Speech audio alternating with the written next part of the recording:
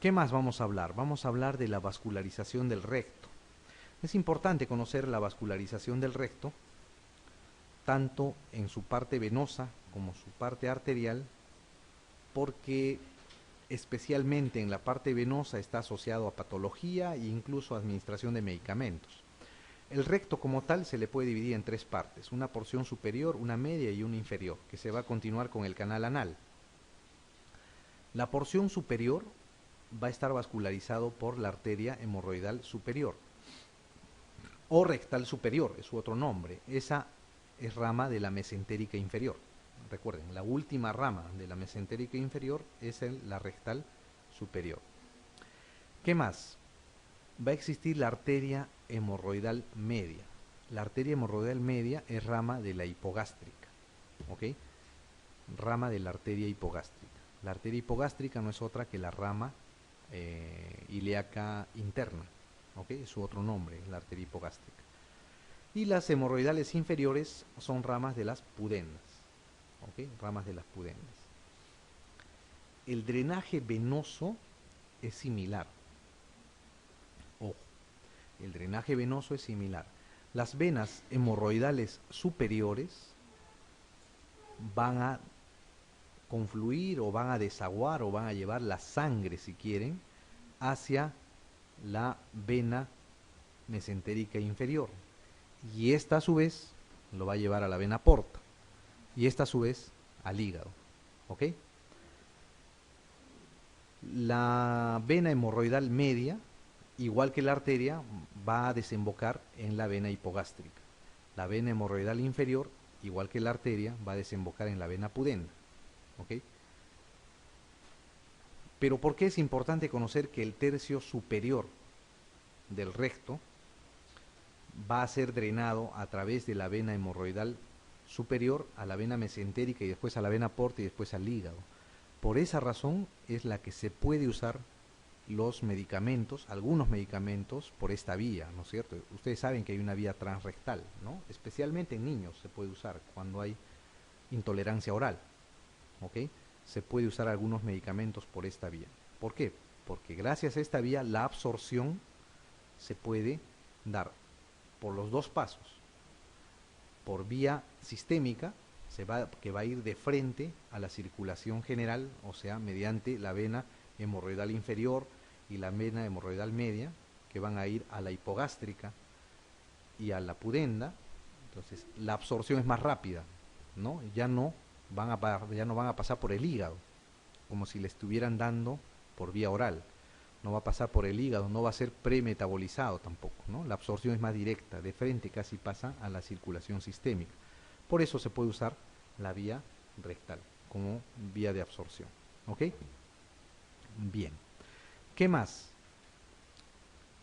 Las venas hemorroidales inferiores pueden eventualmente dilatarse y pueden eventualmente descender, ¿ok?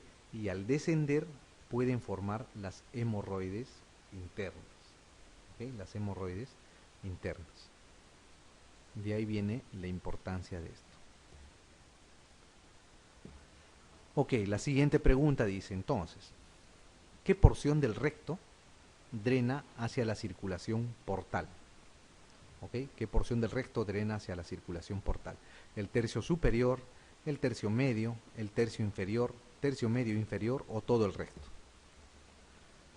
¿Cuál dijimos?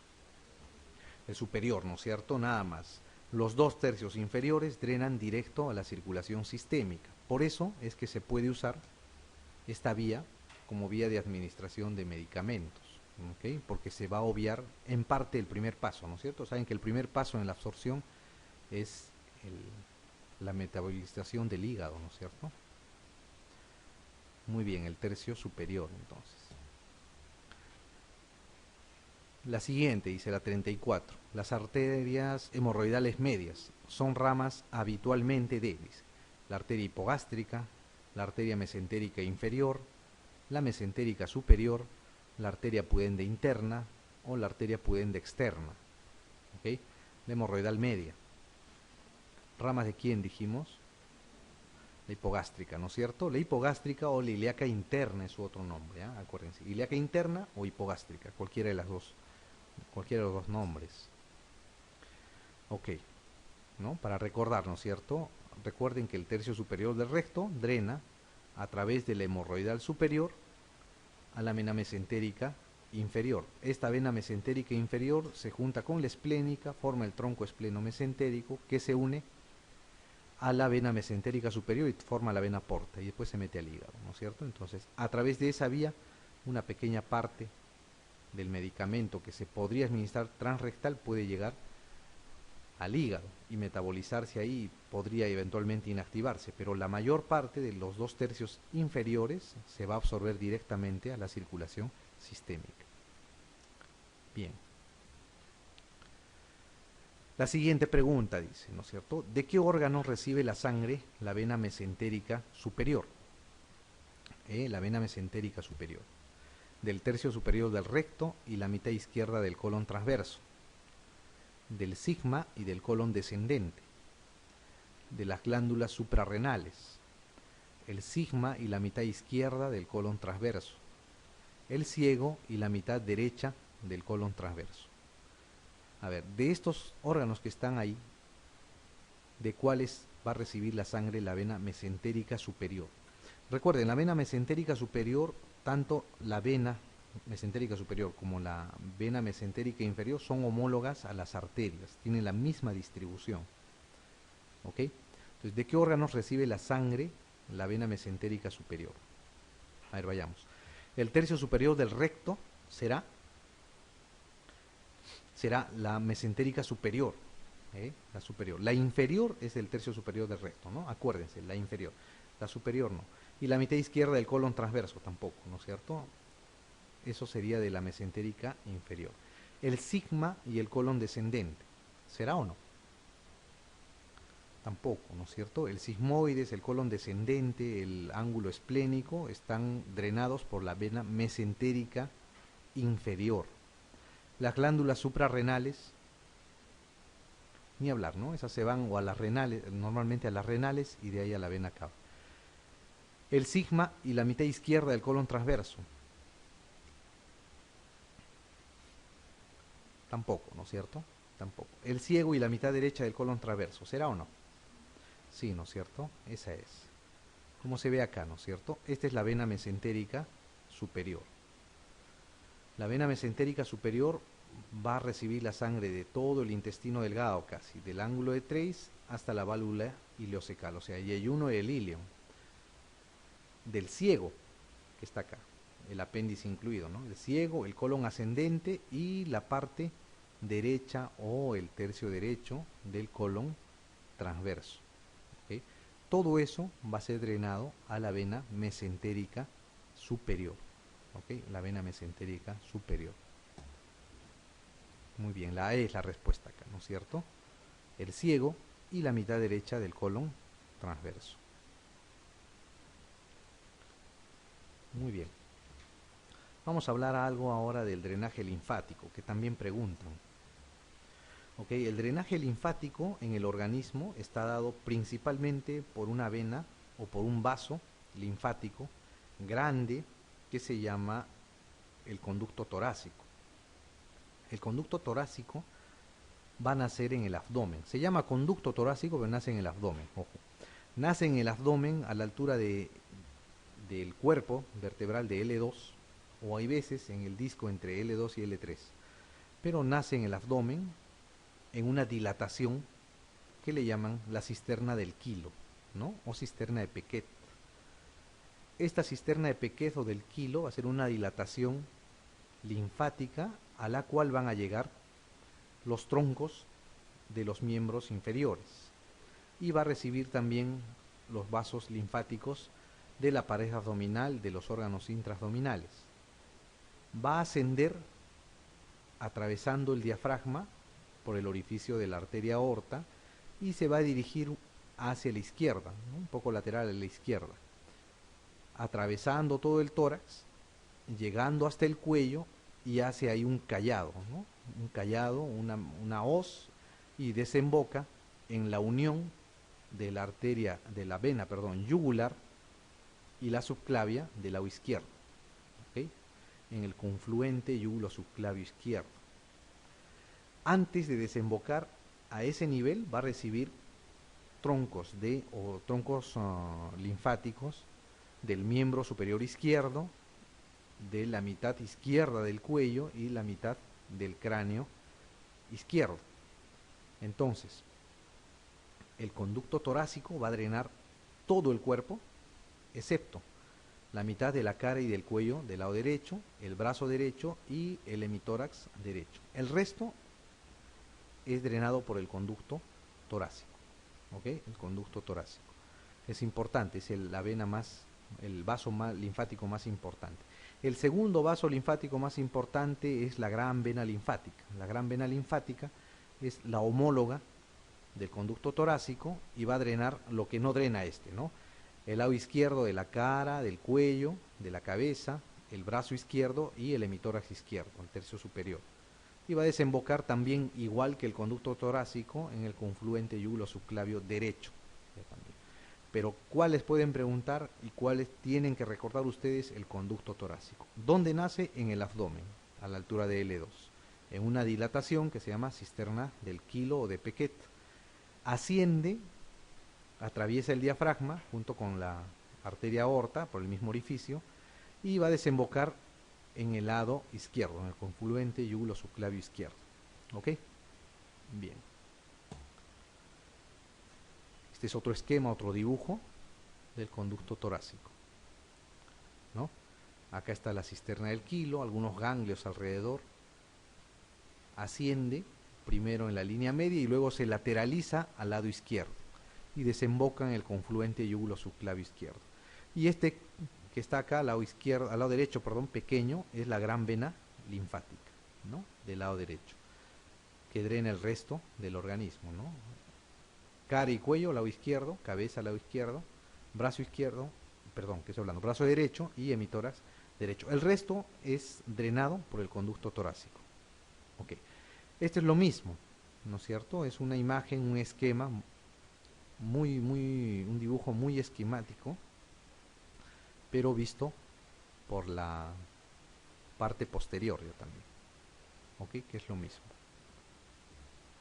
Muy bien, la pregunta 36 entonces vamos a responder. Dice, el conducto torácico, principal vaso linfático del organismo, nace, ¿dónde?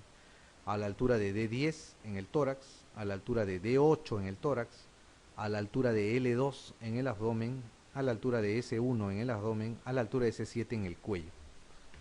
¿Dónde nace el conducto torácico, dijimos? L2, ¿no es cierto?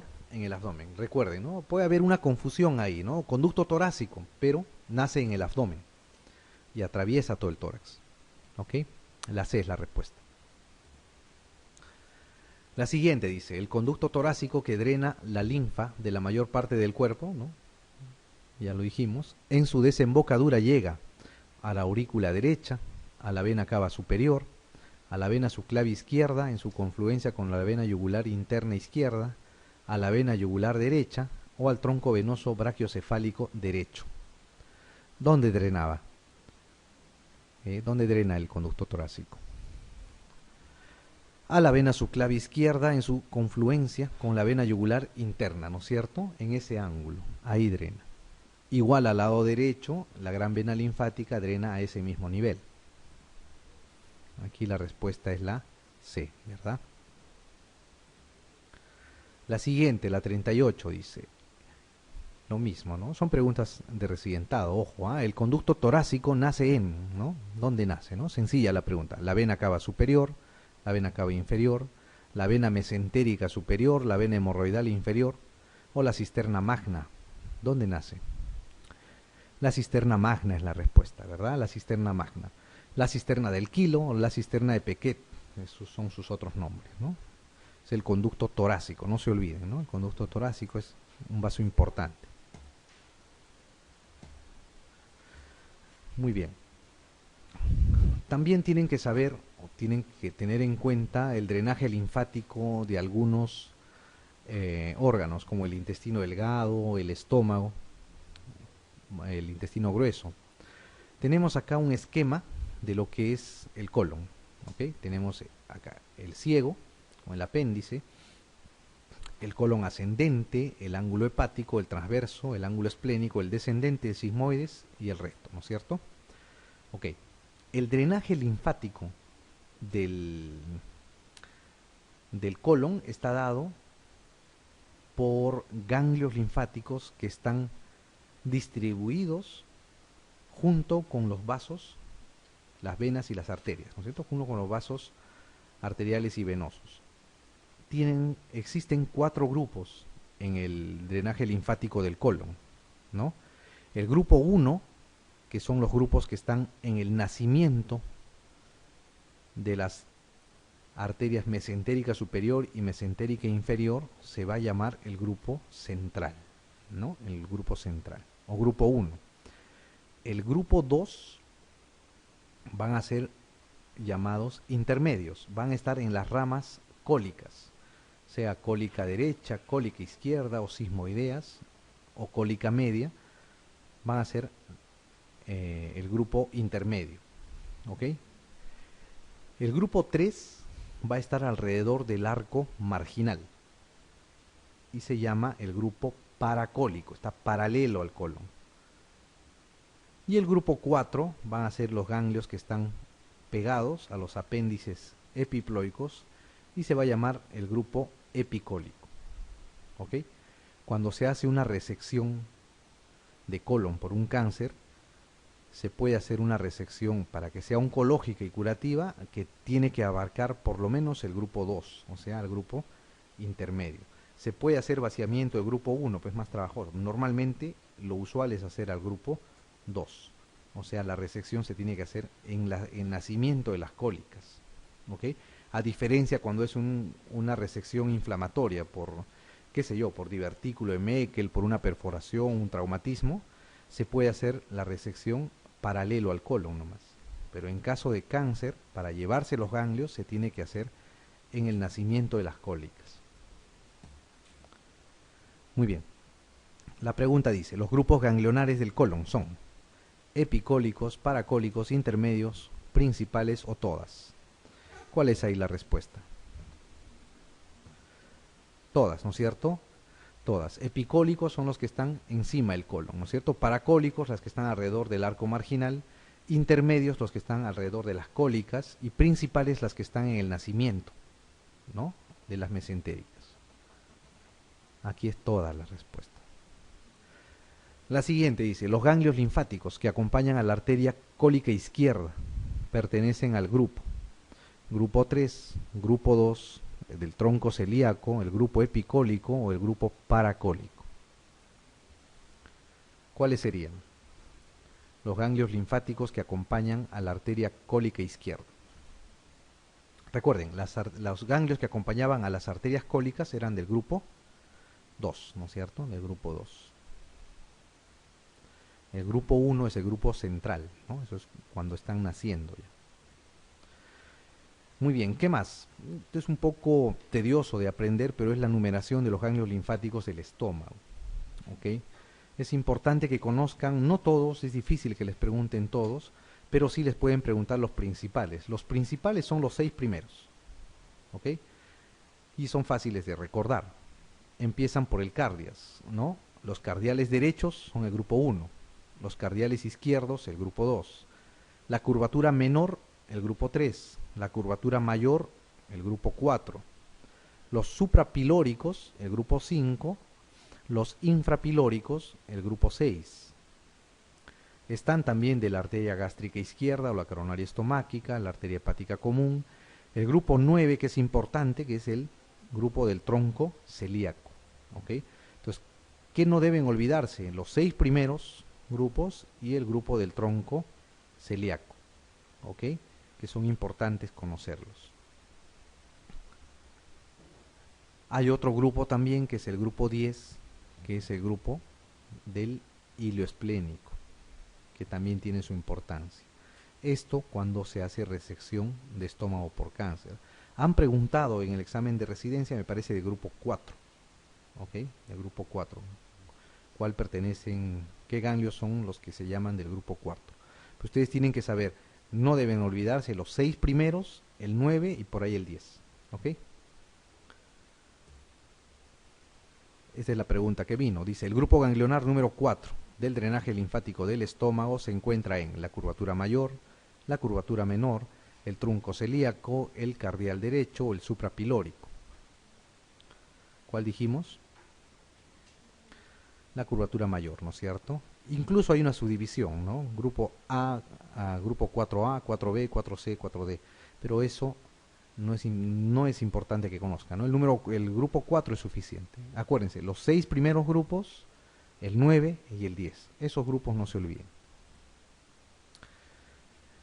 Muy bien. ¿Qué más? Para terminar vamos a hablar de los espacios peritoneales y el espacio de Retzius. Como les decía, dentro de la cavidad abdominal hay una serosa. Como toda serosa, tiene dos partes. Una serosa parietal que va a estar, digamos, adosada a la pared del abdomen, ¿no? En la parte posterior, en la parte anterior, en la parte inferior. Y una serosa visceral que va a estar envolviendo a todas las vísceras del abdomen. Ok. Esa cavidad peritoneal, si se fijan acá en el esquema, va a estar dividida en dos partes. ¿Ok? En dos partes. La cavidad peritoneal se va a dividir en lo que es una parte supramesocólica, debido a este que es el intestino grueso, el transverso, que va a tener su mesocolon, como un tabique acá, una parte supramesocólica y una parte inframesocólica. Además, va a haber esta zona oscura que ven por acá, que está detrás de esta víscera que se llama el estómago, que le van a llamar la transcavidad de los epiplones. ¿Ok? ¿Por qué se llaman transcavidad de los epiplones? Porque todo esto es la cavidad peritoneal. Detrás del estómago va a estar la transcavidad de los epiplones, pero va a estar formada ¿cómo? Tenemos el hígado y acá hay un epiplon que es el epiplon que va a unir el estómago con el hígado, ¿ok? El gastrohepático. Vamos a tener otro epiplon que va a unir el estómago con el colon, el gastrocólico. Y después el mesocolon transverso va a cerrar este espacio. Entonces, por eso se llama transcavidad de los epiplones, ¿ok? Porque está detrás del epiplon gastrocólico y gastrohepático, y detrás del estómago. Ahí está el páncreas. Cuando uno quiere abordar o operar el páncreas, tiene que entrar a esta transcavidad de los epiplones, ¿ok? Bien, ¿qué otra cosa deben recordar? Existen unas zonas declives en la cavidad peritoneal. Las zonas más declives, o sea, las zonas que están más bajas, cuando uno está en posición anatómica o está de pie. ¿Cuáles son esas zonas? En la mujer es el fondo de saco de Douglas o recto uterino, que está acá. ¿Por qué es importante conocer? Cuando, por ejemplo, hay un sangrado por un embarazo ectópico, hay una peritonitis por una apendicitis, por una perforación de estómago o de víscera hueca, el líquido, la pus o la sangre se va a almacenar en esta zona. Incluso hay un examen, se hace muy poco ahora, hace muchos años era muy usado, que era la culdocentesis, ¿no? Que con una aguja a través de la vagina se hincaba el fondo de saco posterior para llegar al fondo de saco. Si se aspiraba sangre, era diagnóstico de un embarazo ectópico, complicado o roto, ¿ok? Entonces, la zona declive en la mujer es el fondo de saco de Douglas. En el varón no hay el útero, entonces es el fondo de saco vésico rectal, entre la vejiga y el recto. No hay fondo de saco de Douglas en el hombre. Ese epónimo es solamente para la mujer. Ok, además de ese espacio y la transcavidad de los epiplones, por delante de la cavidad peritoneal vamos a tener un espacio que se llama el espacio preperitoneal. Preperitoneal porque está delante del peritoneo. Ese espacio preperitoneal es el espacio preperitoneal de Retzius. ¿Ok? ¿Por qué es importante conocer este espacio preperitoneal? Es un espacio que está detrás de la sínfisis púbica y delante de la vejiga, ¿no? A través de este espacio se puede acceder a hacer cirugías en la vejiga o cirugías de próstata también. Por eso es importante conocer este espacio. ¿Ok? Es una vía de abordaje. El espacio preperitoneal de Retzius es importante conocerlo por esa razón. Especialmente en cirugía urológica, para abordar vejiga, se usa mucho este espacio. Muy bien. La pregunta 42 dice, ¿qué parte del tracto intestinal está más firmemente fijada al retroperitoneo? O sea, ¿cuál es la parte más fija del intestino? ¿El duodeno, el yeyuno, el ilion, el colon ascendente o el colon descendente? ¿Cuál es? La parte más fija de todo el tracto intestinal es el duodeno. ¿Ya? Es la que menos se mueve, la que está pegada al retroperitoneo. Si les preguntaran la parte más móvil del tracto intestinal, es el colon transverso. El colon transverso puede bajar hasta el hipogastrio o puede estar en el epigastrio también. ¿Ok? Es la parte más móvil. Pero la más fija es el duodeno. Muy bien. La siguiente dice, ¿cuál de las siguientes estructuras es la porción mayor y más movible del intestino grueso? ¿No? Ya le soplé la pregunta, ¿no es cierto? ¿Cuál era? El transverso, ¿no es cierto? El colon transverso. Muy bien. La siguiente, reparo anatómico que separa, esto ya les pregunté, que separa el duodeno del yeyuno, ¿cómo se llamaba? El ángulo de 3, bien. Muy bien. Y la última dice, la zona más declive de la cavidad peritoneal es el espacio de Morrison, el fondo de saco recto uterino, el parieto cólico derecho, la transcavidad de los epiplones o el espacio prevesical de Retzius. ¿Cuál es la zona más declive de la cavidad peritoneal? Faltaría decir acá en la mujer, ¿no es cierto? ¿Cuál sería? La B, ¿no es cierto? El fondo de saco recto uterino. Ok, en el varón sería el recto vesical. Ok, el espacio de Morrison es el espacio que está debajo del hígado, entre el hígado y el colon transverso. Ojo, principalmente eso les van a dar o les van a mencionar cuando lean informes ecográficos, ¿no? El espacio de Morrison está entre el hígado y el colon transverso, en ese espacio también donde se pueden acumular secreciones, en caso de que haya una lesión en la vesícula, por ejemplo, o el duodeno. ¿Ok? Muy bien, entonces acá la respuesta es la B, ¿no es cierto? El fondo de saco recto uterino, fondo de saco de Douglas. Muy bien, doctores.